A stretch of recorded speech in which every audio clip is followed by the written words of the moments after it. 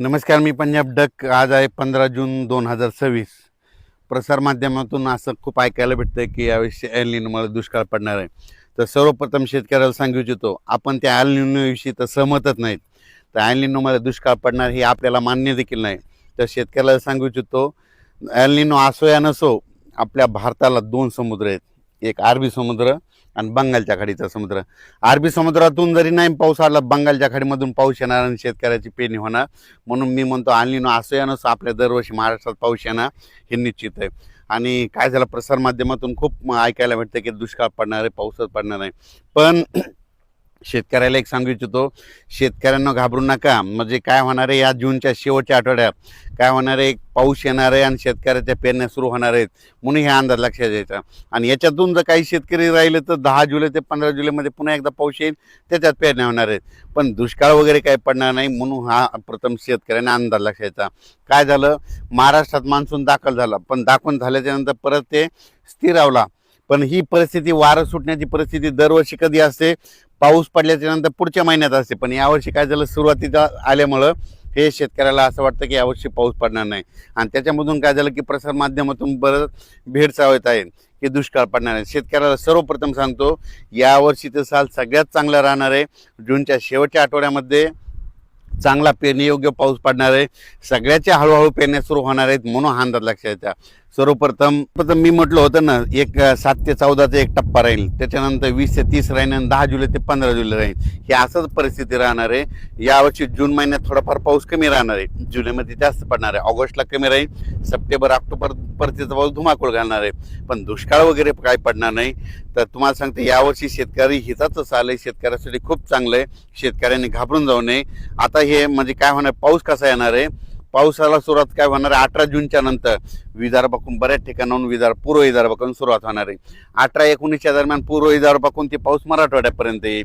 पण त्याच्यानंतर काय होईल, 20-21च्या नंतर मराठवाड्याकडे पाऊस आल्याच्यानंतर 21 ते 29च्या दरम्यान मराठवाड्यामध्ये वेगवेगळ्या भागात पाऊस पडेल आणि काही जिथं जास्त ओल होईल त्यांच्या पेरण्या सुरू होतील. विदर्भात देखील काय होईल, 18-19 पासून तिकडे पाऊस सुरुवात होईल. जिथं पाऊस जास्त पडला त्यांच्यात देखील ओल झाली तर त्यांच्या देखील पेरण्या होईल. त्याच्यानंतर हे पाऊस पुन्हा उत्तर महाराष्ट्राकडे जाईल. मग उत्तर महाराष्ट्राकडे काय होईल, म्हणजे विदर्भापासून उत्तर महाराष्ट्र सगळ्यात टोक, हे टोकते ते टोक आहे. मग तिकडं काय होईल, 23 जून ते 29 जूनच्या दरम्यान तिकडं देखील पाऊस जाईल आणि त्यांच्या देखील पेरण्या लागतील. पण शेतकऱ्याला आणि पश्चिम महाराष्ट्र, सातारा, सांगली, सोलापूर त्या पट्ट्यामध्ये काय होईल, तिकडं देखील 23 जून ते 29च्या दरम्यान काय होईल, तिकडे देखील पाऊस पडेल आणि तिकडे देखील पेरण्या होतील.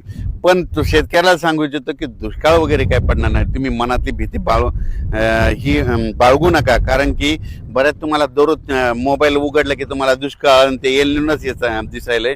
शेतकऱ्यांना हे दरवर्षी काय असतं, हे जे असं वारं आहे ना, कधी कधी पाऊस पडल्याच्या नंतर असं आहे 10 दिवस इतकं वारं येतच असं. तर तुम्हाला सांगू इच्छितो, 19 तारखेच्या नंतर, 19 जूनच्या नंतर राज्यामध्ये हे उन्हाचा पारा देखील ते कमी होणार आहे. म्हणून हे देखील सर्व शेतकऱ्यांना लक्षात द्या. 20 तारखेपासून उन्हाची तीव्रता कमी होईल, ढगाळ वातावरण यायला सुरुवात होईल, म्हणून हे देखील सर्व शेतकऱ्यांना लक्षात द्यायचं. पण राज्यात मात्र जूनच्या शेवटच्या आठवड्यात चांगला पेरणीयोग्य पाऊस होईल, वेगवेगळ्या भागात पडेल. पण शेतकऱ्याला वाटतं की सगळीकडे पहिलेच दिवस येणार, सगळीकडे नाही पडणार. काय होणार, दररोज वेगवेगळ्या भागात पाऊस पडेल आणि दाखल होईल, म्हणून हे लक्षात घ्यायचं. मान्सूनचा पाऊस सगळीकडे एकदा जात नसतो, दररोज काय होतं, वेगवेगळ्या भागात दाखल होतो. जिथं जास्त ओलं ते शेतकऱ्याच्या पेरण्या होतात, म्हणून ही सर्व शेतकऱ्यांनी लक्षात घ्यायचं. शेतकऱ्याला सांगू इच्छितो की 20 जून ते 30 जून दरम्यान ज्या ज्या भागात पाऊस पडेल, तिथं चांगलं पडेल, तिथं देखील पेरण्या होत्या. आणि दरवर्षी शेतकऱ्यांनी लक्षात घ्या, मी पहिल्यापासून म्हणलो होतो की 2026ला थोडाफार पाऊस कमी होईल, पण परतीचा पाऊस जास्त होणार. म्हणजे काय होतं, दर 2 वर्षानंतर 1 वर्ष पाऊस कमी होणार, हे म्हणून लक्षात यायचं. आता हे 2026ला कमी होईल तर 27-28 परत खूप होईल, आणि पुन्हा 29ला आज जशी परिस्थिती झाली तशी 29ला देखील परत परिस्थिती होती. म्हणजे 2 वर्ष जास्त पाऊस पडणार, 1 वर्ष कमी होणार, हे असं चक्कर चालू राहणार. पण काय झालं की प्रसारमाध्यमातून शेतकऱ्याला त्या एल निनोविषयी खूप भीती घातली. तर मला सांगतो शेतकऱ्यांनो, हे पुन्हा नंतर हे सगळे बातम्या बदलणार आहेत. बघा तुम्ही, पाऊस सुरू झाल्याच्यानंतर सगळे बातम्या बदलते. म्हणून माणसानं, माझं म्हणणं नाही, एक तर ठामच राहिलं पाहिजे, एक तर येणार का नाही येणार. मग ते म्हणतात की एल निनो, मला म्हणतात की एक तर म्हणते अतिवृष्टी होणार नसा. तुम्हाला एल निनो आहे ना, तर एकच कोणतं सांगायचं, एक तर दुष्काळ पडेल का नाही पाऊस पडेल. पण शेतकऱ्यांना सांगतो, हे सगळे प्रसारमाध्यमातून शेतकऱ्यांना भीती घालतात. शेतकऱ्यांना घाबरून जाऊ नका. पावसाचं काम करीत असतो. सर्वप्रथम आपला भारत देश आहे. भारत देशाला 2 समुद्र आहे, अरबी समुद्र आणि बंगालच्या खाडीचा समुद्र.